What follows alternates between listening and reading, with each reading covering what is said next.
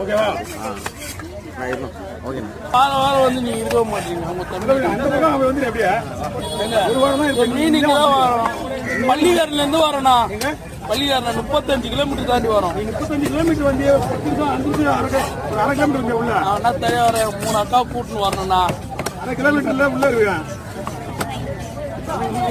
ரொம்ப ஏன்னா ரொம்ப சாப்பிட்டாங்க மீன் போட்டுடலாம். சாப்பிட்டு சாப்பிட்டு